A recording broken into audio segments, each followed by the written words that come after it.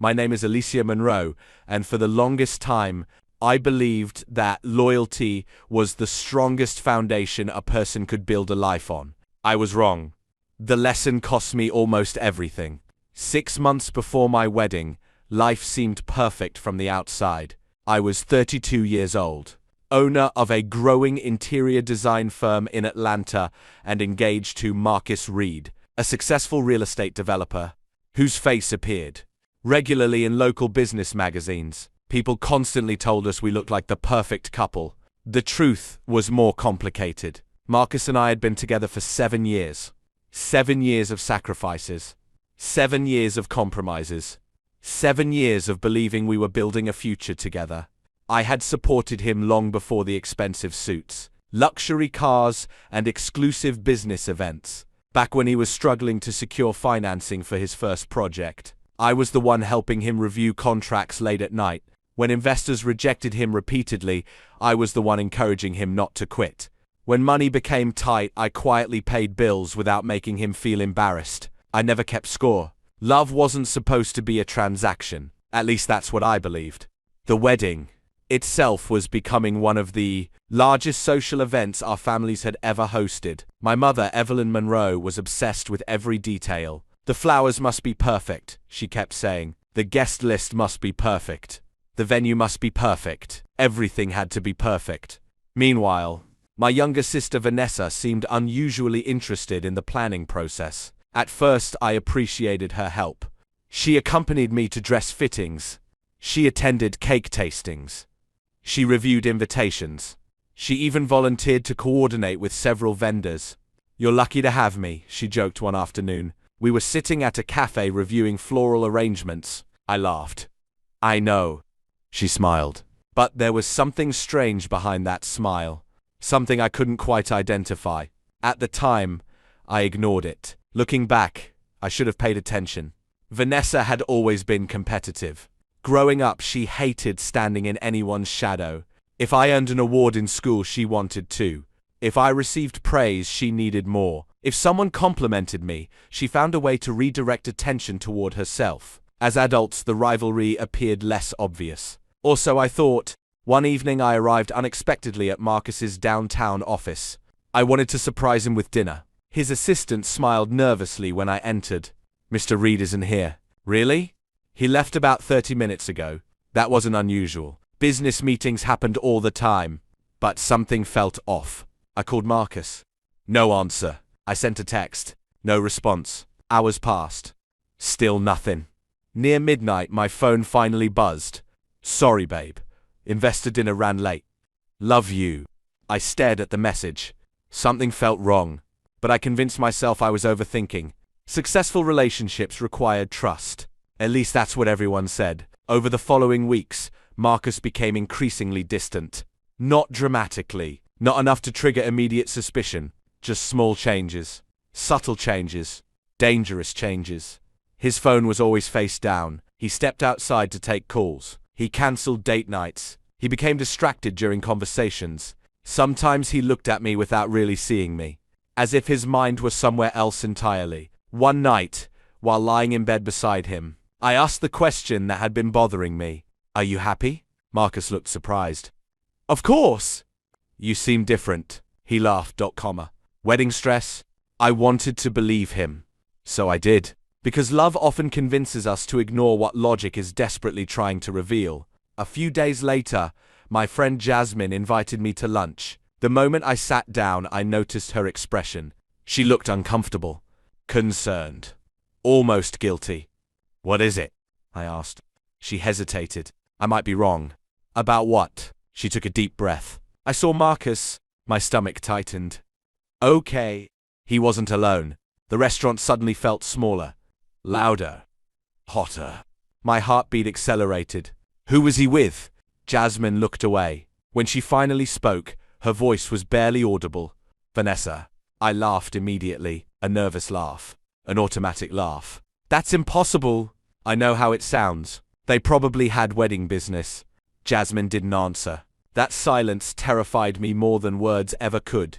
"What aren't you telling me?" Her eyes filled with sympathy. "They didn't look like siblings planning a wedding." The drive home felt endless. My thoughts raced. My hands trembled on the steering wheel. No. No. No. This couldn't be happening. Vanessa was my sister. Marcus was my fiancé. People don't betray family like that, do they? The rational part of my mind demanded evidence, not assumptions, not rumors. Evidence. The next few days became unbearable. I watched. I listened. I paid attention. For the first time in months, I stopped trusting blindly. Patterns emerged immediately. Marcus disappeared at predictable times. Vanessa became mysteriously unavailable during those same periods. Texts went unanswered. Calls were ignored. Excuses multiplied. Each coincidence chipped away at the wall of denial protecting my heart. Then came the final piece. The piece that shattered everything. It happened on a Thursday afternoon. I was finalizing seating arrangements at the wedding venue when I realized I had left an important folder at Marcus's penthouse. Using my spare key, I entered quietly. The apartment was empty. At least I thought it was. Then I heard voices. Laughter. Coming from the balcony. I froze. Marcus. Vanessa. For one brief second, I considered announcing myself. Then I heard my name. And everything changed. Elisa will never figure it out, Vanessa said.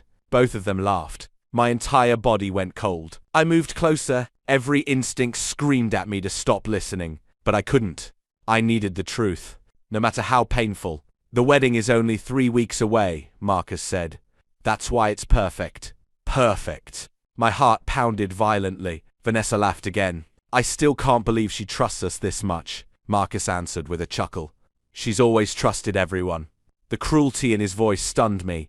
This wasn't the man I thought I knew. This wasn't the woman who shared my childhood. These were strangers, dangerous strangers. I stepped closer, and then I heard the words that destroyed the future. I had spent 7 years building. I can't wait until everyone sees us together, Vanessa said. Marcus kissed her. I heard it. I didn't need to see it. The sound alone was enough. Enough to break something inside me forever. Tears filled my eyes. My breathing became shallow. The world blurred. 7 years. Gong. In a single moment. I should have confronted them. I should have screamed.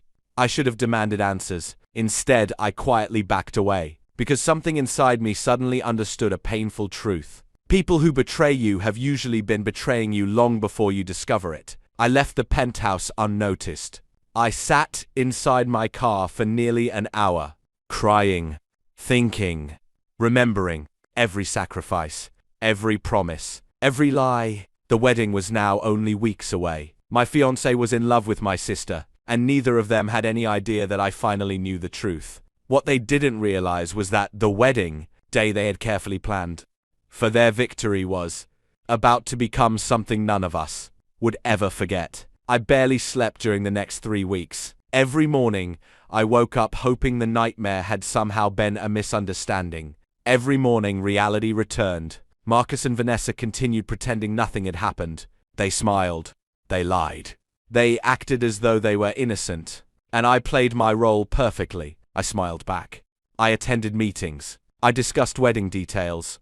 I answered family calls. Not once did I reveal what I knew. For the first time in my life, I understood something important. Sometimes the strongest response to betrayal is not immediate confrontation. Sometimes it's patience. Sometimes it's allowing people enough rope to expose themselves completely. The wedding day finally arrived on a warm Saturday afternoon in Atlanta. The venue looked like something from a luxury magazine. White roses covered every archway. Crystal decorations sparkled beneath the sunlight. Luxury vehicles lined the entrance. Hundreds of guests arrived wearing designer suits and elegant gowns. Everyone believed they were about to witness the beginning of a beautiful marriage. No one knew they were actually about to witness the collapse of several lives. Inside the bridal suite, makeup artists and assistants moved around nervously. My wedding dress hung near the window. It was beautiful. Months earlier, I'd imagined walking down the aisle wearing it. Now it felt like a costume from another person's life. My mother entered carrying a glass of water. You look stunning. I smiled politely. Thank you. She adjusted my veil. You should be excited. If only she knew. If only any of them knew. The door opened again. Vanessa walked inside. For a moment, neither of us spoke. My chest tightened. She was beautiful, confident, and completely unaware that her secret had already been exposed. "How are you feeling?" she asked. I looked directly into her eyes. "Better than you think." Something about my answer seemed to confuse her, but only briefly. She quickly recovered her smile. "I can't wait to see you walk down the aisle." The irony was almost unbearable. I nearly laughed. Instead, I simply nodded. "Neither can I." A few minutes later, she left the room. The moment the door closed, I exhaled slowly. The performance was almost over. Outside, guests continued filling their seats. Meanwhile, another guest arrived quietly, a man named David Carter. I noticed him through the window as he stepped out of an older pickup truck. Compared to the luxury vehicles surrounding him, his truck looked completely out of place. He wore a clean but inexpensive suit. Nothing flashy, nothing impressive. Just simple, respectable. He had come as the guest of one of the venue managers who happened to be a longtime friend. At the time, I had no idea that meeting him would change my entire future. An hour later, the ceremony began. Music echoed through the estate. Guests stood. Phones appeared. Cameras flashed. The atmosphere felt magical, exactly the kind of wedding people dreamed about. But beneath the surface, tension was building. I stood near the entrance waiting for my cue. The coordinator approached me. "It's time." I nodded. My heart felt strangely calm. Not because I wasn't hurting, because I was finished being afraid. The doors opened. Every guest turned toward me. For several seconds, the world became silent. I began walking forward, step by step. Slowly, gracefully, the way every bride imagines. People smiled. Some cried. Others recorded the moment. At the altar stood Marcus. Handsome, confident, smug. As though he had already won. As though I were too blind to see the truth. I continued walking. 1 step. 2 steps. 3. Then something happened. Movement appeared near the front rows. Whispers spread through the crowd. Confused voices emerged. Heads turned. I followed their gaze. And there she was. Vanessa. Wearing a wedding dress. A wedding dress. For several seconds, guests thought there had been some mistake. Some kind of surprise performance. Then Marcus smiled. Not at me. At her. The crowd collectively gasped. My mother stood up immediately. What is happening? No one answered. Vanessa slowly approached the altar. Proud, confident, victorious. Marcus stepped forward and took her hand. The silence became unbearable. Then Marcus finally spoke. Alicia. His voice carried through the microphone. Guests stared in disbelief. I never intended to hurt you. A few people gasped. Others looked horrified. My mother looked ready to collapse. Marcus continued. But sometimes people discover who they're truly meant to be with. The arrogance in his tone made several guests visibly uncomfortable. Vanessa squeezed his hand, smiling, as if this humiliation was some romantic fairy tale. We fell in love, she announced. Murmurs exploded throughout the audience. Phones immediately began recording. People couldn't believe what they were seeing. Neither sister, nor fiancé, nor family, nor guests had ever witnessed anything this outrageous. My mother began crying. Several relatives started arguing. One elderly guest actually stood up and left. Marcus seemed convinced he was delivering a beautiful speech. Instead, he was destroying every ounce of respect people had for him. Then Vanessa looked directly at me. A smile appeared on her face. A victorious smile. A cruel smile. A smile that said, I won. The old Alicia might have broken down. The old Alicia might have cried. The old Alicia might have begged for answers. But that woman no longer existed. I calmly removed my veil. The crowd watched in complete confusion. Marcus frowned. Vanessa's smile faded slightly. Something wasn't going according to plan. Good. I stepped closer to the microphone. The venue became silent once again. I have something to say. Every eye focused on me. For the first time all day, Marcus looked nervous. Vanessa too. I smiled. Not because I was happy, because I was free. I discovered the truth 3 weeks ago. Their faces changed instantly. Shock, fear, panic. The crowd erupted into whispers. I heard both of you discussing your relationship. Now the guests looked at Marcus and Vanessa differently, not as lovers, as liars, as traitors. As painful as it was, I'm grateful. Marcus blinked. What? I'm grateful. The audience looked confused. So grateful that today I decided not to lose anything. Silence. What are you talking about? Vanessa asked. I scanned the crowd. Hundreds of faces stared back. Then my eyes landed on David Carter, the quiet single father sitting near the back, the man who had spent the entire ceremony observing silently, the man I had spoken with, briefly during rehearsal week after, discovering his daughter loved interior design, a decent man, an honest man, a man whose character stood in complete contrast to the people who had betrayed me. I took a deep breath. Then I made the decision that would shock everyone present, including myself. David. His eyes widened. The crowd turned toward him. Would you please come here?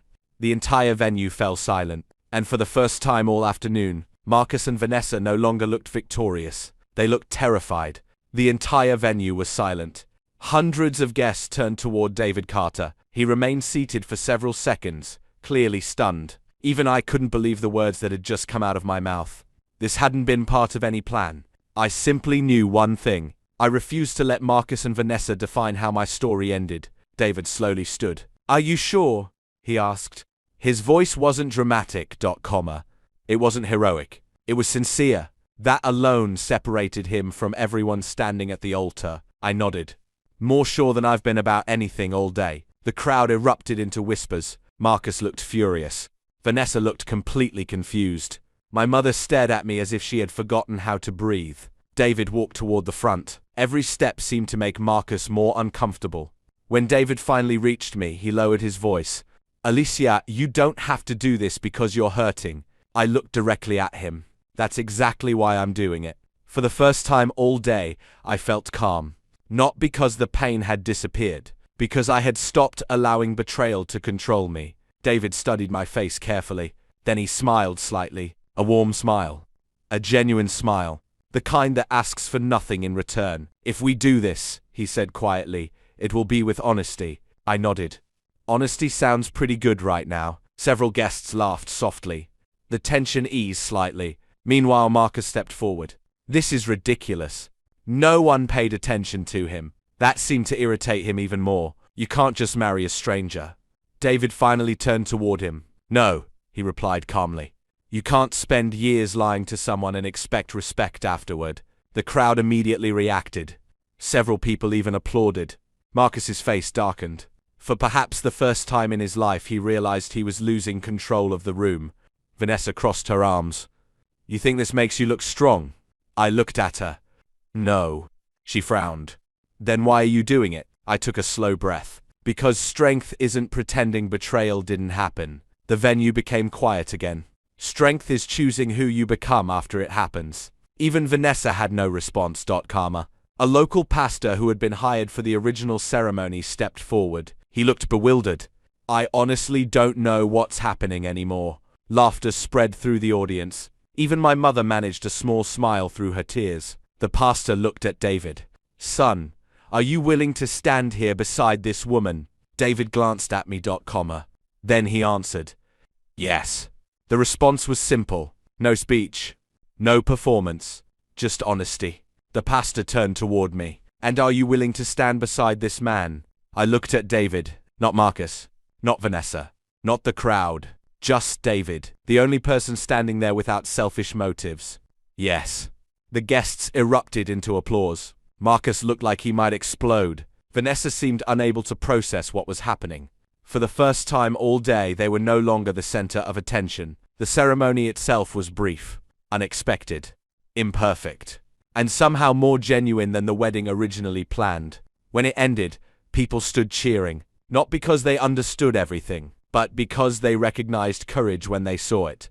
Then came the moment no one would ever forget. David suddenly lifted me into his arms. The crowd gasped, then laughed and applauded. The photographers immediately rushed forward. Camera flashes exploded everywhere. For a brief moment, our eyes met. Neither of us spoke. We simply smiled.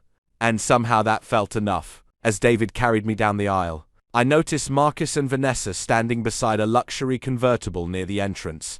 Hours earlier, they had imagined driving away as the victorious couple. Now they stood watching the celebration happen without them. Marcus raised his hand, almost as if he wanted to stop us, almost as if he wanted a second chance. But second chances belong to people who respect the first one. David continued walking. The guests followed behind us. Music filled the air. Sunlight reflected off the marble walls of the estate, and for the first time in weeks, I felt something unexpected. Hope.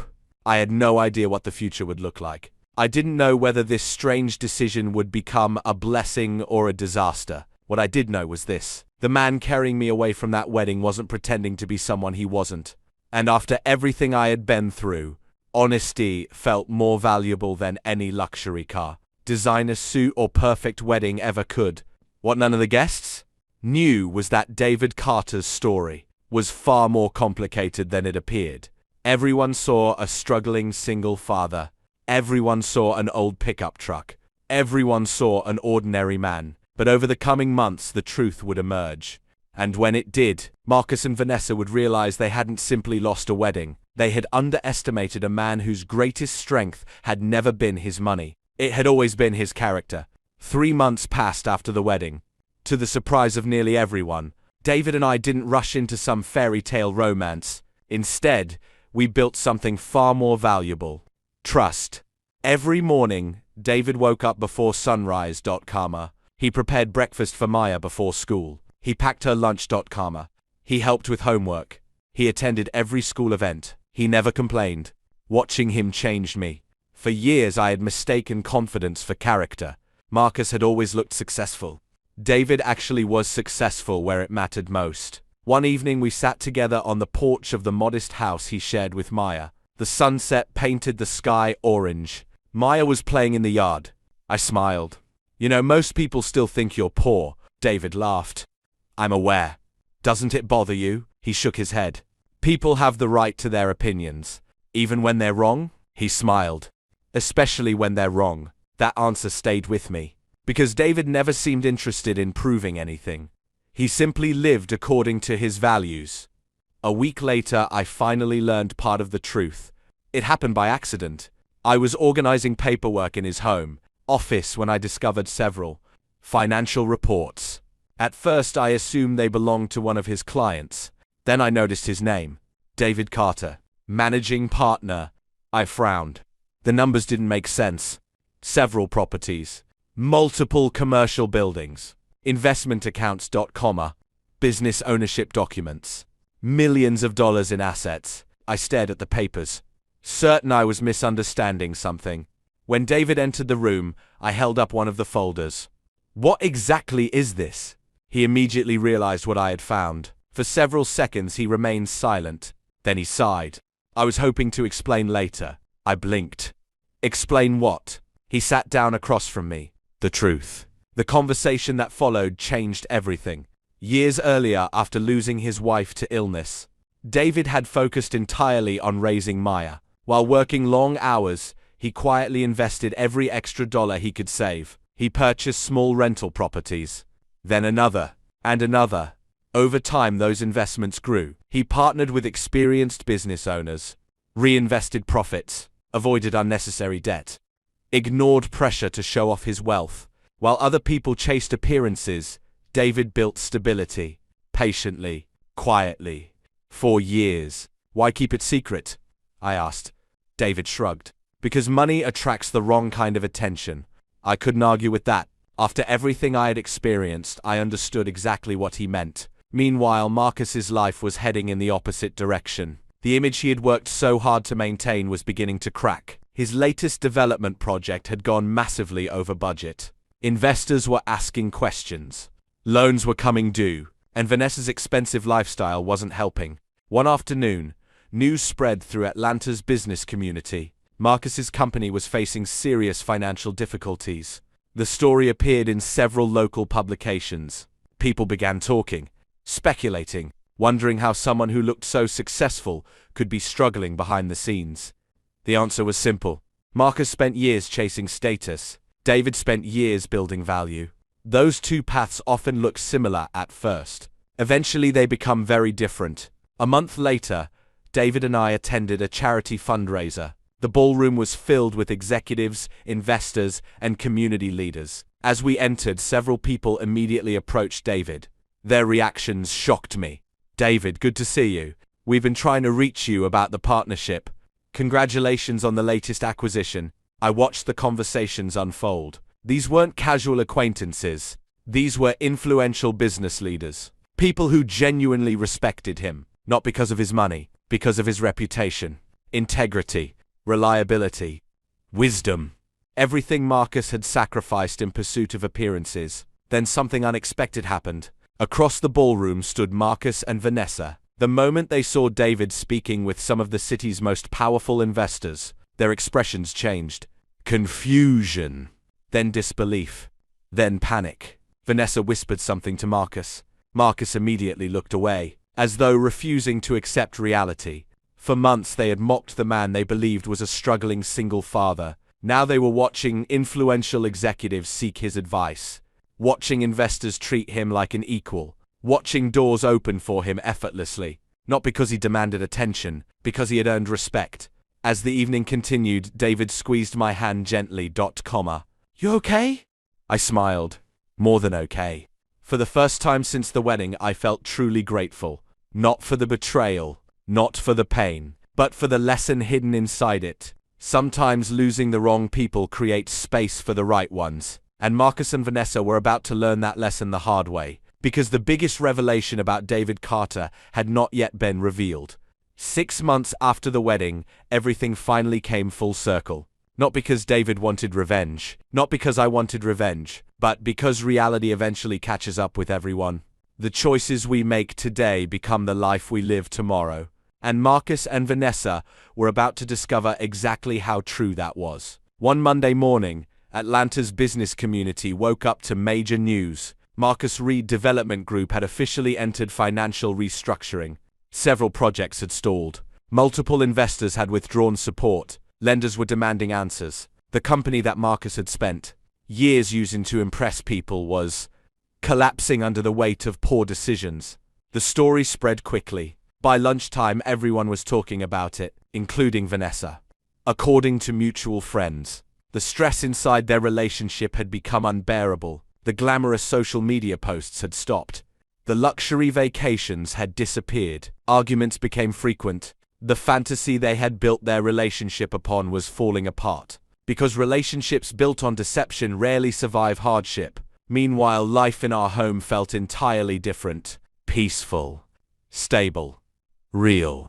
One evening, David and I sat at the kitchen table helping Maya prepare a school presentation about leadership. Leadership isn't about being in charge, Maya said while reading from her notes. It's about helping others succeed. David smiled proudly.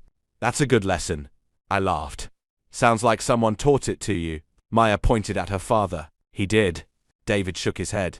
But I could see how much the compliment meant to him. Moments like that reminded me why I had fallen in love with him. Not because of his success. Not because of his investments. Not because of his reputation. Because he consistently chose character when nobody was watching.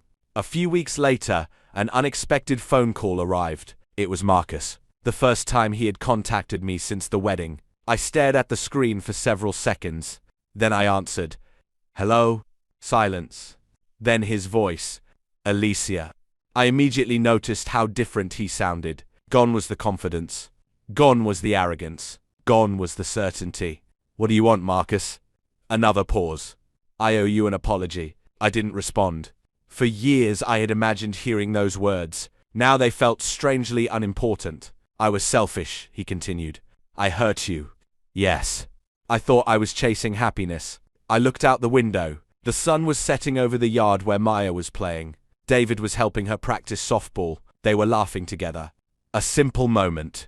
A beautiful moment. A real moment. And suddenly I understood something. Marcus wasn't calling because he had changed. He was calling because circumstances had changed. There is a difference. What do you want from me? I asked. His answer came quietly. I just wanted you to know that I was wrong. For the first time I actually believed him. Not because he had become wiser, because failure had finally forced him to confront reality. I hope you learn from it, I said. Then I ended the call. Not out of anger, out of closure. Some chapters don't need to be reopened. A month later, another surprise arrived. Vanessa showed up at my door. When I opened it, I barely recognized her. The confidence was gone. The smugness was gone. The victory she once celebrated had completely disappeared. For several seconds, neither of us spoke. Then tears filled her eyes. "I'm sorry." The words sounded genuine, painfully genuine. Years earlier, I would have immediately forgiven her. Now I understood forgiveness differently. Forgiveness does not erase consequences. It simply frees you from carrying bitterness. "I know," I said softly. She cried, "I ruined everything." "No." She looked confused. "You made choices." The distinction mattered. Because choices can teach us. Karma. Victimhood rarely does. We talked for nearly an hour. Not as rivals, not as enemies, as sisters. For the first time in years, honesty existed between us. When she finally left, I felt lighter. Not because the past had disappeared, because I no longer needed it to. That evening, David and I sat on the porch watching the stars appear overhead. The same porch where I had once discovered the truth about him. The same porch where my new life had truly begun. "You ever regret what happened?" he asked. I thought about the question carefully. The betrayal, the humiliation, the wedding, the heartbreak. Then I looked toward the house. Maya was inside laughing at a movie. The warm light from the windows illuminated the yard. The life we had built together felt stronger than anything I had ever imagined. Finally, I smiled. "No." David squeezed my hand. "Neither do I." For a while we sat quietly, listening to the evening breeze, grateful for ordinary moments. Because those ordinary moments are often life's greatest treasures. The truth was simple. Marcus and Vanessa believed wealth, status, and appearances determined a person's value.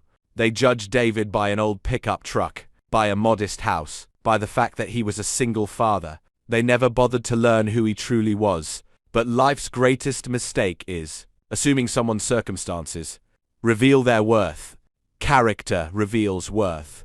Integrity reveals worth. Kindness reveals worth. Responsibility reveals worth. And in the end, those qualities created a future far richer than money alone ever could. The wedding day that began with betrayal ultimately became the beginning of something far greater.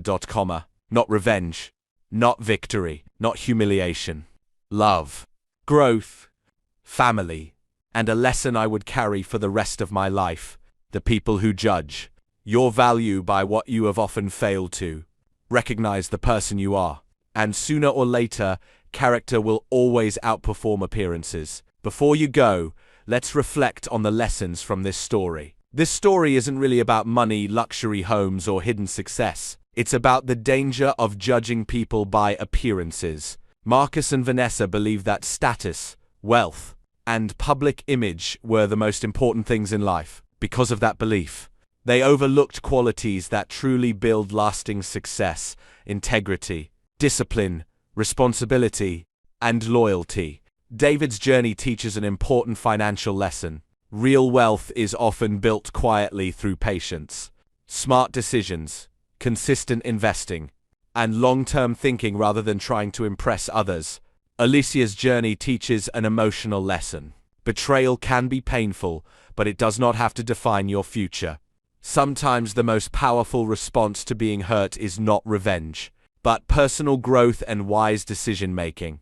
This story also highlights the importance of healthy relationships. Trust, honesty, and respect are the foundations of strong families and successful partnerships. When those foundations are missing, even relationships that appear perfect from the outside can collapse. Finally, remember this: never measure a person's value by their current circumstances. Some people have money but lack character. Others have character and eventually build everything else. What matters most is not where someone starts, but the values they choose to live by every day. Ask yourself, have you ever judged someone too quickly? What qualities do you believe matter most in a relationship? And what kind of legacy are you building through your own choices? Thank you for listening. And remember, character is an investment that always pays dividends in the long run.